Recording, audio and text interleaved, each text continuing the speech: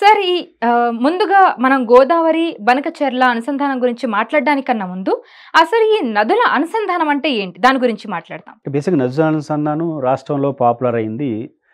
చంద్రబాబు నాయుడు గారు ముఖ్యమంత్రిగా ఉండి ప్రీవియస్ 14, 19 మధ్య గోదావరి, కృష్ణ ఏదైతే పట్టిసీమ పేరుతో తీసుకొచ్చారో పోలవరంకి సంబంధించి అప్పుడు నదుల అనుసంధానం పెద్ద చర్చనీయాంశం అయింది. నిజానికి నదుల అనుసంధానం 150 ఏండ్ల ముందే ఏ రాయలసీమలో నదుల అనుసంధానం గురించి మాట్లాడతానో అందులోనే పెన్నా, తుంగభద్ర నదులను అనుసంధానం చేస్తూ 1986లో ప్రారంభించి 70వ సంవత్సరానికి దాన్ని కన్స్ట్రక్ట్ చేశారు. ఓకే. అది మొదటి నదుల అనుసంధానం ఈ భారతదేశంలో. ఓకే. ఆ తర్వాత కూడా పెన్నా అదే చేశారు. కానీ మొదట అనుసంధానం జరిగింది రాయలసీమలోనే. కానీ 150 ఏళ్ళ తర్వాత కూడా ఇప్పుడు మేమే మొదట నదుల అనుసంధానం చెప్పే చర్చ నడుస్తుంది. అదే నదుల అనుసంధానం చాలా ఇంపార్టెంట్. వాజ్పేయి గారు ప్రధానమంత్రిగా ఉన్నప్పుడు కానీ అంతకుముందు సుందరయ్య గారు లాంటి వాళ్ళు కానీ దేశం అంతా నదుల అనుసంధానం చేయాలి అంటే గంగా టు కావేరి. ఎందుకంటే మీరు ప్రారంభంలో చెప్పినట్టు జీవరాశులన్నిటికీ ప్రాణాధారం వాటర్. కొన్ని ప్రాంతాల్లో వాటర్ ఉంటుంది, కొన్ని ప్రాంతాల్లో వాటర్ లభ్యత లేదు. వాటర్ అన్ని చోట్ల ప్రవహిస్తున్నా కూడా దానికి తగిన డ్యామ్స్ వాటి నిర్వహించే వాళ్ళు కొన్ని చోట్ల లేవు. ఉదాహరణకు రాయలసీమలో హైయెస్ట్ వర్షపాతం ఉంది. ఒక అనంతపురం జిల్లా మినహాయించి కడప, కర్నూలు, చిత్తూరు, ఉమ్మడి చిత్తూరు జిల్లా తీసుకుంటే హైయెస్ట్ వర్షపాతం ఉంది, వాటర్ వస్తుంది. కానీ సరైన ఏర్పాట్లు లేకపోవడం వల్ల నీళ్లు అందుకోలేకపోతున్నాం. కాబట్టి నదుల అనుసంధానం చేయడం ద్వారా ఇంకా మన రాయలసీమ భాషలో చెప్పాలంటే చెరువుల అనుసంధానం, మిషన్ భగీరథ పేరుతో తెలంగాణలో చేసిన ఈ అనుసంధానం అనేది దానివల్ల ఏమవుతుందంటే ఒక చోట ఉన్న వాటర్ని ఇంకో చోటకి ఫ్లో చేసుకొని అన్ని చోట్ల వాటర్ లేని చోట వాటర్ ఉన్న చోట కూడా సమంగా చేయడానికి అనుసంధానం అనే ప్రక్రియ అనేది చాలా విలువైంది, అది అవసరం కూడా. ఓకే.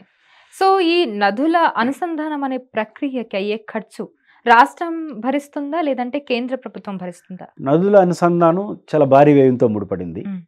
ప్రాజెక్టులు అనుసంధానం చేయొచ్చు, చెరువుల అనుసంధానం స్వల్పం. ఈ అనుసంధానం అనేది మనం ఎంచుకునే మార్గాన్ని బట్టి ఉంటుంది. ఎక్కువ భారీ ప్రాజెక్టులు అనుకోండి రాష్ట్ర ప్రభుత్వాలు చేయలేవు. ఎవరు చేస్తారనేది సెకండ్ పాయింట్, చేయలేదు మనకున్న బడ్జెట్ రీత్యా. అందువల్లనే కేంద్ర ప్రభుత్వం ఆలోచిస్తోంది. గంగా టు కావేరీ కావచ్చు, మహానది టు కావేరీ కావచ్చు, ఇవన్నీ భారీ ప్రాజెక్ట్. ఎందుకంటే ఒక రాష్ట్రానికి సంబంధాలన్నీ కూడా వాళ్ళు చేయగలరు. ఇప్పుడు తెలంగాణ ఆంధ్రప్రదేశ్ వివాదం వచ్చిందని మనం కొట్టాడుకుంటూనే ఉంటాం, ఎవరు రాజకీయాలు ముందుకు వస్తాయి కాబట్టి. అదే కేంద్రం అనుకుని అందుని సమన్వయం చేస్తుంది. కాబట్టి కేంద్రం తీసుకొచ్చే ప్రాజెక్టులు ఉంటే కేంద్రం చేస్తుంది, రాష్ట్రం విత్ ఇన్ ద స్టేట్. ఉదాహరణకు చంద్రబాబు నాయుడు గారు గోదావరి టు కృష్ణ పట్టిసీమ అది రాష్ట్ర ప్రభుత్వం చేసుకోవాల్సిందే. ఒక డిజైన్ బట్టి ఉంటుంది. కేంద్ర ప్రభుత్వం తీసుకునే ప్రాజెక్టులో కూడా రాష్ట్రాలను కూడా భాగస్వాములు చేస్తారు. అంటే మనం డిజైన్ బట్టి ఎంపిక చేసుకునే పద్ధతిని బట్టి ఎవరు ఖర్చు పెట్టాల్సిన ఆధారం ఉంటుంది. కానీ భారీ ఎత్తున జరిగేదానికి మాత్రం కేంద్ర ప్రభుత్వం లేకుండా విత్ ఇన్ ద స్టేట్ అనేది కొంచెం వైబిలిటీ కష్టంగా ఉంటుంది. ఓకే. సో నదుల అనుసంధానానికి గల ఇప్పుడు లక్ష్యాలు ఏవైతే ఉంటాయో వాటిని ఎలా నిర్ధారిస్తారు? అంటే బేసిక్ ఇప్పుడు ఉదాహరణకు ఇప్పుడు చంద్రబాబు నాయుడు గారు ప్రస్తావించినట్టు గోదావరి టు బనకచెర్ల. బనకచెర్ల అనేది హెడ్ రెగ్యులేటర్. రాయలసీమలో పోతిరెడ్డిపాడుకి 12 కిలోమీటర్ల కిందన హెడ్ రెగ్యులేటర్ ఉంటుంది. ఆ నుంచి 3 పాయలుగా గాలేరు నగర్కి కావచ్చు, అదేవిధంగా ఎస్ఆర్బీసీకి కావచ్చు, నిప్పులవాగు ద్వారా సోమశిలకు కావచ్చు నీళ్ళు వస్తాయి. 3 రూట్లు ఉంటాయి. అది ఒక రకమైన సెంటర్ పాయింట్. మనం హైదరాబాద్లో ఆర్టీసీ క్రాస్ రోడ్ అంటాం కదా, ఒక సర్కిల్. అలాంటిదే బనకచెర్ల. ఆ బనకచెర్లకు గోదావరి నీళ్ళని తీసుకొచ్చి ఇక్కడ పోసి దీని ద్వారా రాయలసీమ ప్రాజెక్టులకు ఇవ్వాలనేది బహుశా వాళ్ళ యొక్క ప్రధానమైనటువంటి ఆలోచన. బట్ ఇవన్నీ జరగాలంటే నిధులతో పాటు డిజైన్ చాలా ఇంపార్టెంట్.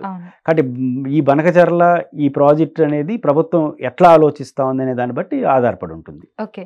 సో ఒకవేళ కనుక ఈ ప్రాజెక్ట్ స్టార్ట్ అవుతాయి, సో వాటర్ అనేది గోదావరి నుంచి కృష్ణ నుంచి మళ్ళీ బనకచెర్లకి వెళ్ళాలి కాబట్టి ఇది ఎట్లా సాధ్యం అవుతుంది? అంటే ఎలా దీన్ని ముందుకు తీసుకెళ్తారు? ఇప్పుడు రాయలసీమకు సంబంధించి ప్రతిసారి చర్చ నడుస్తుంది. అంటే రాయలసీమకు వస్తున్న డిజైన్స్ అంతా కూడా భారీగా ఉంటాయి. ఆ ప్రాజెక్టులు చూసినప్పుడు రాయలసీమ కోసం ఇంత చేస్తున్నారా అనిపించేట్టుగా ఉంటుంది. కానీ ఆచరణలో చూసినప్పుడు ఏమీ ఉండదు. 60-70 ఏళ్ళ ఆంధ్రప్రదేశ్ ఏర్పడిన వరకే రాయలసీమ చూసుకున్నప్పుడు ప్రాజెక్టులన్నీ పేర్లన్నీ రాయలసీమకే ఉంటాయి. కానీ మళ్ళీ రాయలసీమకు సమస్యలు ఉంటాయి. రీజన్ ఏంటంటే ఇప్పుడు గోదావరి టు బనకచెర్ల అనేది ఒలకబోసిన నీళ్లు ఒడిసి పట్టుకునే భగీరథ ప్రయత్నం లాగా కాకుండా ప్రాక్టికల్గా జరగాలంటే కొన్ని మార్పులు చేసుకోవాలి. ఇప్పుడు ఉదాహరణకు ఎలా అనుసంధానం చేస్తారు, దాని ఉద్దేశం ఏంటంటే మీరు ఇప్పుడు సముద్ర మట్టానికి 900 అడుగుల ఎత్తులో రాయలసీమ ఉంటుంది. ఉమ్, గోదావరి అంటే పోలవరం ఉంది కదా, అది సముద్ర మట్టానికి 20 అడుగుల ఎత్తులో ఉంటుంది. ఇప్పుడు ఏదో బనకచర్ల నిర్దేశిత ప్రాంతం ఉంది కదా, 670 700 అడుగుల ఎత్తులో ఉంటుంది. ఉమ్, ఇది కింద ఉంటుంది, అది పైన పైకి ఉంటుంది. ఉంటుంది. అంటే ఇక్కడి నుంచి కొట్టాలి. ఉమ్, ఇప్పుడు అదే రాయలసీమలో మీరు ఆశ్చర్యకరంగా చూడాల్సిన కృష్ణానది ఎంట్రీ పాయింట్ రాయలసీమ, కర్నూలు, ఇవి తుంగభద్ర, ఇవన్నీ ఎండింగ్ పాయింట్ మన కృష్ణా డెల్టా, విజయవాడ. ఉమ్, విజయవాడ కృష్ణా డెల్టా దాటిందంటే అంశాల దీవి దగ్గర సముద్రంలో కలిసిపోతుంది. ఓకే. కింద పాయింట్లేమో నీళ్లు ఉన్నాయి, 3 పంటలు పండించుకుంటున్నారు. ఎంట్రీ పాయింట్లో రాయలసీమలో నీళ్ళు లేవు. ఉమ్, ఇప్పుడు మళ్ళీ ఈ నీళ్ళు కిందకి వెళ్ళిపోయిన తర్వాత మళ్ళీ ఆ నీళ్ళు మళ్ళీ పైకి తీసుకొచ్చి చెడిపోస్తున్నారు. ఉమ్, అనేదిగా మారకుండా ఉండాలంటే గోదావరి నీళ్లను అనుసంధానం ఒక మంచి డిజైన్ తీసుకొచ్చి, ఇప్పుడు ప్రభుత్వాలు ఆలోచిస్తున్న పద్ధతిలో కాకుండా హేతుబద్ధమైన డిజైన్ తీసుకొచ్చి అది రాయలసీమకు అడిషనల్ బెనిఫిట్గా ఉంటుంది. అలా చేయకుండా కేవలం ప్రకటనల వరకే పరిమితం అయితే మళ్ళీ మొదటికి వస్తుంది. ఓకే. సో ఇందాక మీరు అన్నట్టుగా కూడా ఒక మంచి ప్రణాళికను రూపొందించాలి, మంచి డిజైన్ కూడా చేయాలంటున్నారు.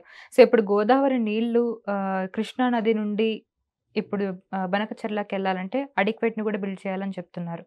సో దానికి సంబంధించి ఇలాంటి డిజైన్స్ ఏమైనా పూర్తి చేయడం జరిగిందా? అంటే ఎప్పుడు స్టార్ట్ అయింది అసలు ఈ ప్రాజెక్ట్ స్టార్ట్ చేయాలనేది?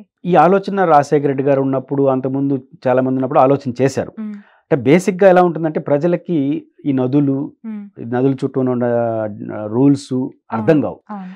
ఒక సందర్భంలో చంద్రబాబు నాయుడు గారు ముఖ్యమంత్రిగా ఉన్నప్పుడు, మీకు రాయలసీమ తెలుసు కాబట్టి, మదనపల్లి మీకు తెలుసు, అవును. మదనపల్లి నుంచి ఒక టాబులాయిడ్లో ఒక మీలాంటి జర్నలిస్ట్ ఒక వార్త రాశారు. అదేంటంటే ఇంకా మనం కృష్ణా నీళ్ళను చూడాలంటే విజయవాడకు పోవాల్సిన అవసరం లేదు, మదనపల్లికి కూడా వస్తాయని. అంటే గాలి ఆంధ్రీనివా వచ్చింది కాబట్టి.